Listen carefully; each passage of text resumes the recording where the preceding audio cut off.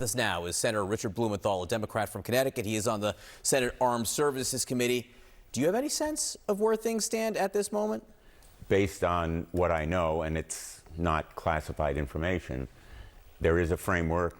It's nebulous. It provides, in effect, for an extension of the ceasefire, despite the exchange of hostilities that have occurred over the last 48 hours. The president is saying that the ceasefire continues, but it is more like a path forward than a genuine peace proposal. So an extension leaving the harder issues until later, like Iran's nuclear program. How would you feel about some kind of signed document today which doesn't deal with the enriched uranium still inside Iran? A nuclear-armed Iran is unacceptable. I think there's a lot of consensus on that point. But what we're more likely to see as a result of this exchange of papers is simply an agreement to try to seek an agreement. And the president's under pressure because he's going to China on March 14th, and he wants some progress before then. He has made a fundamental miscalculation that bombing alone would accomplish his objectives.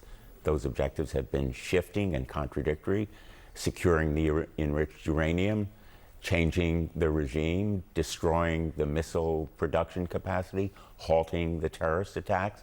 None has been achieved because bombing and bombast and bluster are not capable of doing it. So he's under a lot of pressure to extricate the United States and avoid the continuing costs that are imposed on the American people. So again, and we don't know specifics of this one-page document, but the broad framework, sort of an extension with the discussion on the major issues to come. Where would that leave Iran in terms of the strength of the regime today and tomorrow versus the beginning of February?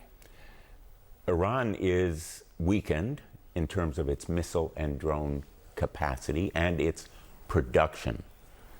But the hardliners are very much in control. It is weakened economically, certainly, but it is in control of the strait, and it's going to insist that it continue to be in control.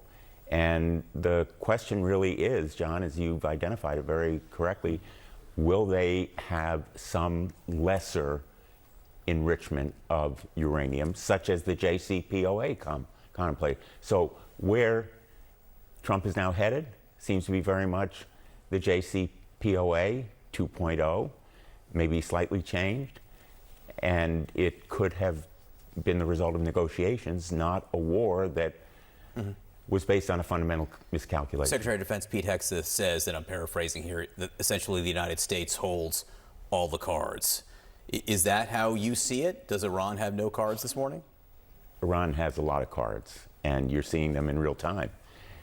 Americans are paying much higher prices for gasoline, but not just for fuel, also for food, everything from mattresses to medical devices, everything dependent on petrochemicals and plastics. And the world economy is at risk, all because Iran still holds cards. And here's a lesson. You can't count on war being quick and easy. You can't base it on bombast and bluster or bombing alone. And the costs of this war have yet to be fully felt or calculated. And I would just emphasize this point. This administration has concealed a lot of the costs. I've asked repeatedly in classified settings as well as in open hearings, most recently when Hegseth came before the Congress in a hearing last week, what are the costs of this war? And so far they've stonewalled and really stalled us and the American people. We just put up on the screen there, oil prices are down today, a few more percent on expectations. I think that there will be some kind of agreement. Oil prices are down. Gas prices, they should tear up again. I think the national average is about $4.56 a gallon of gas, which is up a lot over the last week and certainly well over $1.50 since the conflict began. I do want to shift subjects to the White House and the construction on the East Wing, where Republicans in the Senate, as part of their spending bill on immigration enforcement, have included $1 billion in spending for security in the East Wing, which basically is for the new ballroom, although it doesn't say ballroom and it says it can't be used for construction on non-security things. But how do you feel about taxpayer dollars going toward that construction? This Trump ballroom is a gold-plated boondoggle. He never should have torn down the East Wing. It's not his house, it's the people's house. And he did it without coming to Congress for any kind of funding. Now they are trying to use taxpayer money, which I think is a mistake for the construction, without Congress overseeing exactly what that structure is. And there is no need for the kind of massive monstrosity that they are contemplating. So as to the Iran war, where he has failed to come to Congress as required by law, and now on the White House, where he's torn down the East Wing without coming to Congress or consulting the American people. It's not just Congress, it's the American people. He's violating the law, and he should be stopped. Senator Richard Blumenthal from Connecticut, thanks for coming in this morning. Appreciate it. Thank you, John. Kate.